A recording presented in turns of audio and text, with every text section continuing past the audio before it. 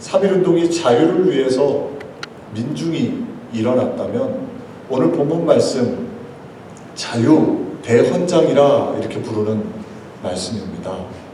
예수 그리스도께서 저와 여러분을 위해서 자유를 주셨지요. 오늘 1절 말씀에 그리스도께서 우리를 자유롭게 하려고 자유를 주셨으니 말씀합니다. 예수 그리스도를 통해서 저와 여러분은 자유를 얻습니다. 세상 사람들은 자유를 쟁취해야 된다 하지만 진정한 자유는 성경에 말씀하기를 우리가 쟁취해서 얻어지는 것이 아니라 예수 그리스도의 십자가 대속의 은혜로 얻어지는 것이다 말씀합니다. 우리 교우들 마음속에 이 말씀이 다시 한번 새겨지고 다시 한번 믿어지는 이 시간이 되시기를 주님의 이름으로 축복을 드립니다. 예수님께서 저와 여러분을 위해서 자유를 주셨는데요. 이 자유라는 단어가 헬라어 엘루데로스인데 복음서에는 5번밖에 기록이 안 되어 있습니다. 그런데 바울 서신에는 28번, 갈라디아서에만 총 10번이 기록됩니다. 그래서 이 자유를 가장 잘 표현하고 있는 말씀이 갈라디아서 말씀이고 또 오늘 본문 말씀이 자유의 대헌장이라 부르는 말씀이에요. 오늘 말씀을 함께 나누면서 저와 여러분 예수 그리스도를 통해서 우리가 자유를 얻었는데 이 자유를 어떻게 우리가 누리면서 살 수 있을 것인가 함께 말씀의 은혜를 나누기를 원합니다. 옛날 제가 설교 때 한번 말씀을 드렸습니다. 인도에서 인도 부호들에게 영국 식민지였을 때 과거에 영국 정부에서 인도 부호들에게 자동차를 만들어서 선물을 해줄 때입니다. 아주 좋은 자동차, 멋진 자동차를 선물해 주었는데 인도 부호들이 자동차를 받아 그만 이게 어디 쓰는지 모르는 거예요. 그래서 아주 튼튼한 말을 가지고 소를 가지고 그 자동차를 끌게 했답니다. 웃지 못할 얘기 아닙니까? 좋은 것을 줘도 어떻게 쓰는지를 알아야죠. 예수 그리스도께서 저와 여러분에게 자유를 선물해 주셨습니다. 이 자유를 어떻게 쓰는지 모른다면 우리도 똑같이 웃지 못할 일, 하나님께서 주신 귀한 선물을 제대로 쓸 수가 없는 것이죠. 오늘 함께 어떻게 우리가 참된 자유를 누릴 수 있는가 그 방법에 대해서 함께 나누기를 원합니다. 첫 번째로 참된 자유를 누리기 위해서 굳건히 서라 말씀합니다. 오늘 1절에 그리스도께서 우리를 자유롭게 하려고 자유를 주셨으니 그러므로 굳건하게 서서 다시는 종의 멍에를 매지 말라. 아멘. 사도 바울은 예수 그리스도로 말미암아 우리가 참된 자유를 얻었는데 그 자유를 누리려면 굳건히 서야 합니다. 그러므로 굳건히 서서 말씀하고 있어요. 굳건히 선다는 것이 무엇입니까? 굳건히 선다는 것은 확신을 갖는다는 것 아니겠습니까? 나의 노력, 나의 능력, 나의 어떠함이 아니라 예수 그리스도로 말미암아 내가 참된 자유를 얻었다. 종으로부터 해방되고 하나님을 기쁨으로 섬길 수 있는 자유함을 얻었다. 이것을 확실히 믿는 것이지요. 히브리서 11장에 보면 믿음의 조상들이 나오지요. 노아에 대해서 히브리서 11장 7절 말씀합니다. 믿음으로 노아는 아직 보이지 않는 일에 경고하심을 받아 경외함으로 방주를 준비하여 그 집을 구원하였으니 이로 말미암아 세상을 정죄하고 믿음을 따르는 의의 상속자가 되었느니라. 아멘. 노아가 얼마나 오랫동안 방주를 지었는지 정확히 알 수는 없습니다. 성경에 기록되지는 않았습니다. 그런데 약 200년 이상 방주를 지었던 것으로 볼 수 있죠. 지금처럼 좋은 기계가 있어서 방주를 짓는 것이 아니죠. 축구 경기장만한 방주입니다. 7층은 7층입니다. 어마어마한 방주지요. 수많은 사람들이 손가락질 하지 않았겠어요? 바보야. 비도 안 오는데 무슨 산꼭대기 위에 그렇게 큰 방주를 짓느냐? 1년도 아니고 2년도 아니고 3년도 아니고 100년도 아니고 약 200년 넘게 오랜 시간 밥만 먹으면 올라가서 산꼭대기에 올라가서 홍수로 이 땅이 멸망당할 것이다. 사람들이 들으면 정말 웃길 일 아닙니까? 손가락질했죠. 그런데 노아는 하나님의 음성에 확실히 굳건히 서서 흔들리지 않았습니다. 그 일을 인내하고 손가락질한다 할지라도 그 일을 잘 감당했던 것이죠. 그랬을 때 온 인류를 홍수로부터 구원하는 축복의 통로가 된 것입니다. 아브라함도 보십시오. 웃기는 일 아닙니까? 나이 많이 먹었는데 자녀가 없어요. 그런데 부부가 서로를 부르기를 당신은 열국의 아버지야. 당신은 열국의 어머니야. 당신은 만 백성의 조상이야. 이렇게 불렀습니다. 얼마나 우스운 일입니까? 그런데 그 두 사람이 굳건히 서서 하나님의 약속 앞에 굳건히 서서 흔들리지 않고 믿음으로 나아갔을 때 말씀대로 약속대로 아브라함과 사라는 열국의 아비, 열국의 어미가 되었던 것이지요. 사랑하는 교회 여러분, 저와 여러분이 예수님께서 이루신 참된 자유를 누리기 위해서는 굳건히 서야 합니다. 때때로 우리의 삶에 어려움이 있고 환난이 있고 문제가 있고 내가 원하는 대로 일이 되지 않는다 할지라도 약속의 말씀을 붙잡고 굳건히 서 있을 때 예수 그리스도께서 이루신 복음의 능력, 참된 자유를 저와 여러분이 누리게 될 줄로 믿습니다. 사순절이 시작됐는데요. 오늘이 첫 번째 사순절 주일입니다. 굳건히 선다. 가장 잘 어울리는 인물은 우리 주 예수 그리스도이시죠. 예수님께서 공생애를 시작하시면서 40일 금식을 하셨습니다. 얼마나 배고프셨겠어요. 저도 아침 먹고 지금 예배 드릴 때가 제일 배고픈 것 같아요. 한 끼인데 예수님은 40일을 금식하셨어요. 얼마나 배고프셨겠습니까? 그때 마귀가 와서 예수님을 유혹하잖아요. 돌을 떡덩이 되게 해라. 높은 곳에 내려가서 뛰어내려봐라. 말씀을 테스트하게끔 영웅을 만들기 위해서 유혹을 하죠. 또 천하만국을 보여주면서 네가 나에게 절하면 이 모든 것을 주겠다 유혹합니다. 예수 그리스도께서는 말씀 앞에 굳건히 서서 사단의 유혹을 이겨냈던 것을 볼 수가 있습니다. 저와 여러분, 우리의 삶에도 말씀을 굳건히 잡고 환경이 아니라 욕망이 아니라 세상이 아니라 하나님 앞에 믿음으로 굳건히 서서 자유를 누릴 수 있는 참된 신앙인들 되시기를 주님의 이름으로 축복을 드립니다. 중국에서 시작한 코로나 바이러스, 코로나19라고 우리가 부르는데요. 어제 뉴스를 보니까 저희 교우 중에 한 분이 또 카톡으로도 보내주셨어요. 도널드 트럼프 대통령이 미국에서 22명이 감염됐고 1명이 사망했다. 50대 여자가 사망했다. 그런 소식도 있었는데 전 세계 지금 아시아를 넘어 중국을 넘어 한국을 넘어 전 아시아, 전 세계로 지금 코로나19가 확산되고 있는 우려가 점점 높아지고 있는 그런 상황입니다. 여기서 우리가 굳건히 선다는 것은 어떤 것일까요? 저는 지난번에 이 아산, 진천, 이천 사람들, 중국 우한에서 이 교민들이 들어와서 자신들이 살고 있는 터전에 14일, 2주 동안 머무른 적이 있습니다. 반대하고 빨리 떠나라 그럴 줄 알았는데요. 제가 뉴스를 보면서 참 감동을 받았어요. 이 14일 격리되고 이제 그 지역을 떠나는 버스를 타고 떠나는 그런 사람들에게 팻말로 사랑합니다. 힘내십시오. 우리가 있습니다.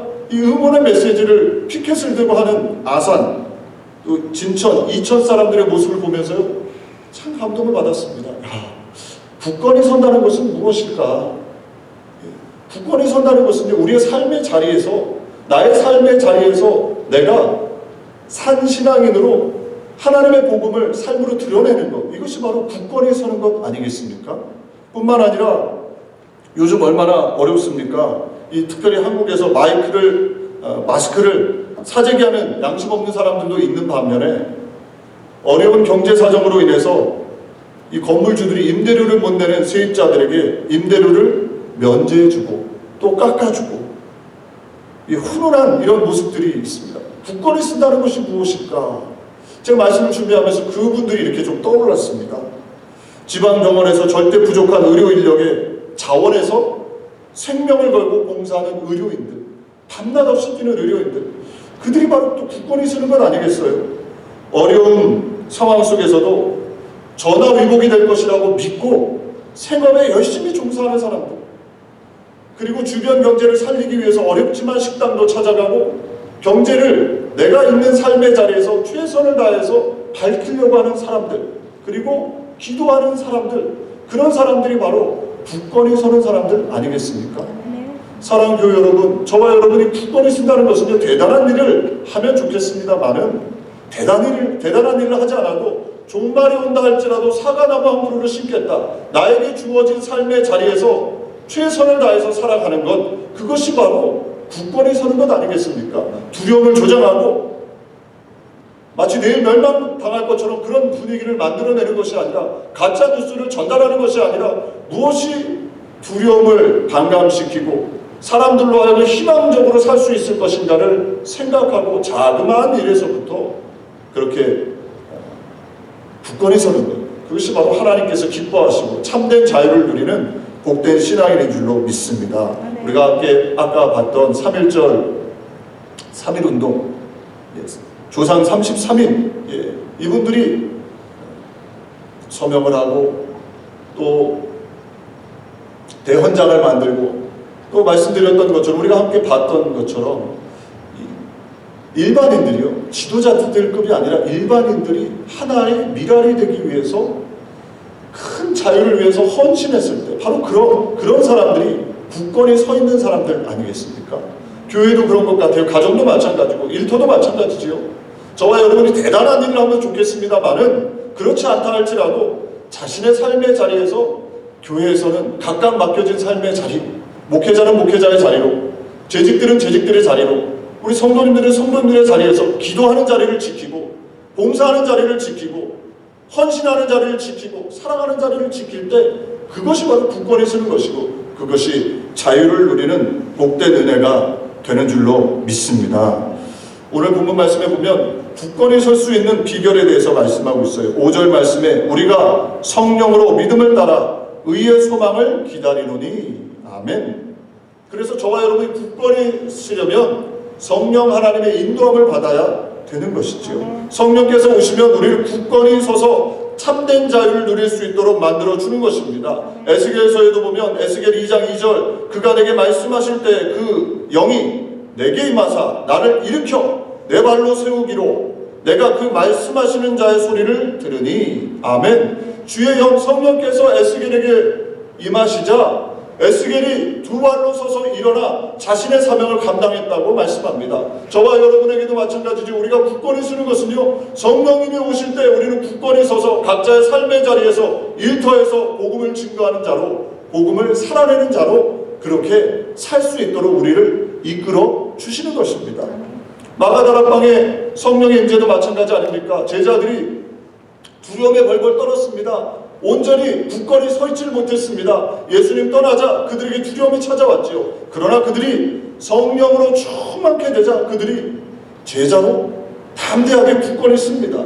그리고 나아가서 복음을 전하고, 핍박이 다가와도, 목숨을 잃는 상황이 다가온다 할지라도 주의 복음을 전하는 것을 오히려 기쁨으로 여기고, 핍박을 오히려 기쁨으로 여기며 자랑으로 여기며 나아갈 수 있었던 비결은 바로 성령 충만이었던 것이죠.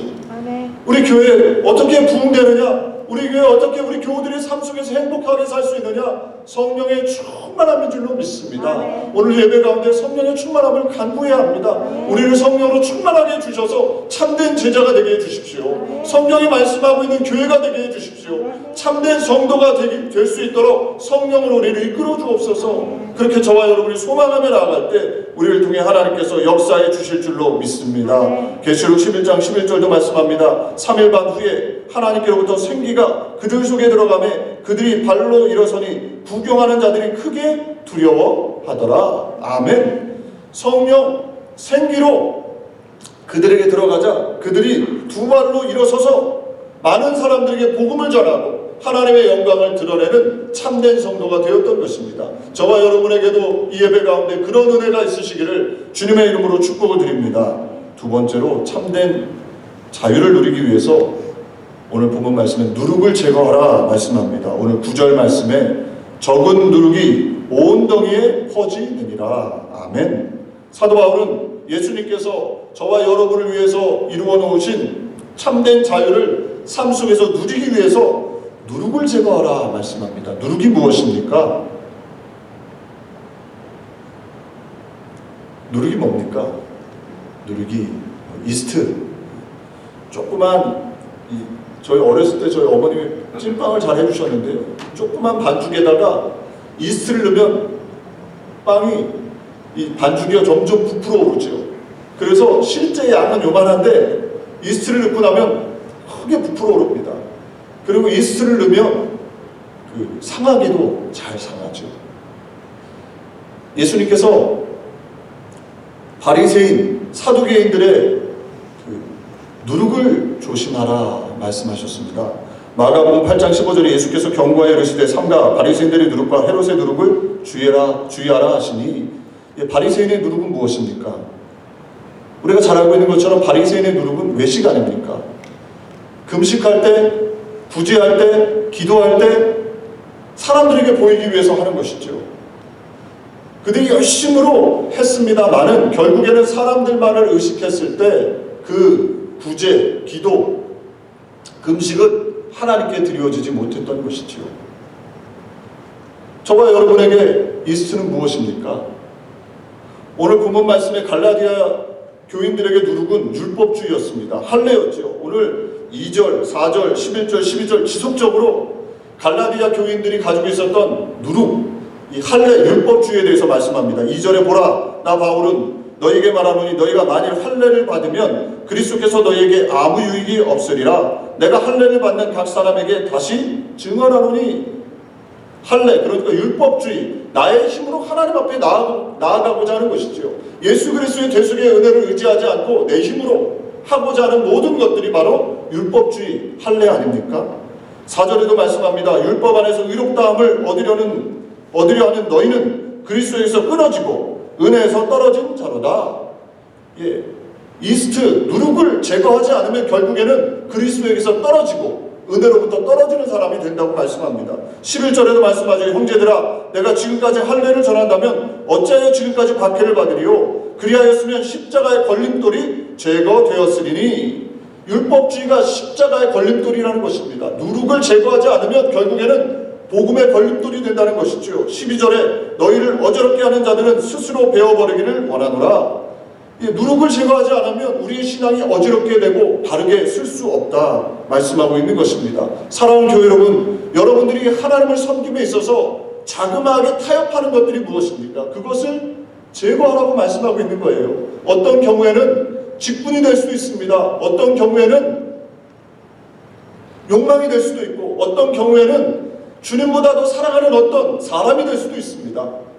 주님을 섬김에 있어서 방해가 되는 것들을 제거하라는 것이지요. 그것을 빨리 제거하지 않으면 결국에는 신앙이 은혜로부터 떨어져 나가고 십자가의 걸림돌이 되고 하나님을 섬김에 있어서 문제가 된다는 것입니다. 오늘 예배 가운데 우리 교우들이 그 주님의 음성을 들으시기를 주님의 이름으로 축복을 드립니다. 각자에게 누룩, 제거해야 될 것이 무엇인가를 깨닫고 그것을 놓고 기도하고 그것을 제거할 때 우리의 삶 속에 하나님께서 역사해 주시는 은혜가 임하게 될 줄로 믿습니다. 세 번째로, 진정한 자유를 누리기 위해서는 욕망 말고 사랑하라 말씀합니다. 오늘 13절 말씀, 우리가 이 말씀 같이 합독해 볼까요? 13절 말씀입니다. 형제들아, 너희가 자유를 위하여 부르심을 입었으나 그러나 그 자유로 육체의 교회를 삼지 말고 오직 사랑으로 서로 종노릇하라. 아멘. 사도 바울은 예수님께서 주신 참된 자유를 누리기 위해서는 육체의 욕망을 쫓지 말고 사랑하며 살아야 된다 말씀하고 있는 것입니다. 우리에게 주신 자유로 육체를 쫓는다면 그것은 결국에는 방종이고 타락이지요. 예수님께서 우리에게 자유를 주신 것은 방종하고 타락하라고 주신 것이 아닙니다. 나의 욕망을 쫓는다, 나의 육적인 것만을 쫓는다, 그것은 결코 자유로운 자의 모습이 아닌 것이지요. 갈라디아서 5장 24절 말씀합니다. 그리스도 예수의 사람들은 육체와 함께 그 정욕과 탐심을 십자가에 못 박았느니라. 아멘. 그리스도의 사람들은 날마다 욕심을, 탐심을 십자가에 못 박는 것입니다. 욕심을 못 박지 않고 어떻게 하나님을 온전히 섬길 수 있겠습니까? 갈라디아서 5장 19절부터 21절의 육체, 어떤 것을 우리가 피해야 되는가, 어떤 욕망을 십자가에 못 박아야 되는가를 말씀합니다. 오늘 21절부터 우리 19절부터 21절 말씀 우리 같이 합독하겠습니다. 육체의 일은 분명하니 곧 음행과 더러운 것과 호색과 우상숭배와 주술과 원수 맺는 것과 분쟁과 시기와 분냄과 당짓는 것과 분열함과 이단과 투기와 술취함과 방탕함과 또 그와 같은 것들이라. 전에 너희에게 경계한 것 같이 경계하노니 이런 일을 하는 자들은 하나님의 나라를 유업으로 받지 못할 것이요. 아멘. 육체일이 무엇인가? 존 스토트 목사님은 네 가지로 오늘 19절부터 21절을 분류합니다. 첫 번째, 성적 욕망. 음행과 더러운 것, 호색이 바로 성적 욕망. 우리가 피해야 될 참된 자유를 누리기 위해서는 이것을 쫓아가면 결국에는 참된 자유가 없이 죄의 상태로 빠져 들어가는 것이지요. 음행, 더러운 것, 호색, 색을 탐하는 것들 피해야 합니다. 또 두 번째로 우상숭배 아닙니까? 오늘 본문 말씀에 우상숭배와 주술이라고 말씀합니다. 얼마나 많은 크리스찬들이 점을 봅니까? 얼마나 많은 사람들이 실제로 신문을 통해서 점을 쉽게 운세를 보고 있습니까? 하나님께서 기뻐하시지 않는다는 것이죠. 그것은 하나님이 주신 자유를 방종으로, 욕망으로 끌고 가는 것이죠. 자그마한 것부터 제거해야 합니다. 세 번째, 사회적인 우상입니다. 원수 맺음, 분쟁, 시기, 분냄, 당짓는 것과 분열함, 이단과 투기. 쉽게 원수를 맺습니다. 그리고 분을 내죠. 또 담을 짓습니다. 나와 친한 사람들끼리 어울리는 거야 누가 뭐라 하겠습니까? 많은 모임에 들어가서 담을 짓지요. 교회 가서도 담을 짓고, 일터에서도 내가 좋아하는 사람들만 줄을 세워서 담을 짓고, 그것은 하나님께서 기뻐하시는 모습, 자유를 누리는 사람의 모습이 될 수 없다는 것입니다. 분내고 또 투기하고. 오늘 예배 가운데 저와 여러분의 모습을 비춰보아야 합니다. 네 번째로 음주의 욕망입니다. 오늘 본문 말씀에 술 취함과 방탕함이라고 말씀합니다. 성경은 일관되게 술에 대해서 부정적입니다. 왜 술 취하면 조금 마시면 안 되나요? 약으로 쓰면 안 되나요? 절대 그렇지 않습니다. 성경은 술 취하지 말라 말씀하고 있어요. 술을 먹었는데 안 취할 수 있습니까? 성경은 술 취하지 말라 하시는 것은 술을 먹지 말라는 것 아니겠습니까? 어디서든 성경은 술에 대해서 부정적입니다. 우리 교우들, 우리에게 주신 자유를 누리기 위하면 어찌하든지 깨어서 맑은 정신으로 늘 성령의 이끌림을 받을 수 있는 그런 신앙인들이 되시기를 주님의 이름으로 축복을 드립니다. 이런 것들을 피할 때 저와 여러분, 이런 것들을 피하고 사랑을 위해서 나아갈 때 우리 안에 참된 자유가 넘치게 되는 것이죠. 오늘 13절에 형제들아 너희가 자유를 위하여 부르심을 입었으나 그러나 그 자유로 육체의 기회를 삼지 말고 오직 사랑으로 서로 종노릇하라. 우리 14절 같이 합독해 볼까요? 온 율법은 내 이웃 사랑하기를 내 자신같이 하라 하신 한 말씀에서 이루어졌나니. 아멘. 예수님께서 주신 자유를 온전히 누리기 위해서는요, 사랑하라는 것이죠. 제가 우리 교우들 보면, 우리 갈보리 순복음교회 교우들은 다 착해요. 사랑은요, 두 가지입니다. 적극적인 사랑이 있고요, 소극적인 사랑이 있어요. 근데 우리 교우들은 소극적인 사랑은 잘해요. 누구에게 불편함을 주지 않기 위해서 아무 말도 하지 않아요. 기도에 오십시오 얘기하지 않아요. 왜냐하면 불편할 수 있으니까.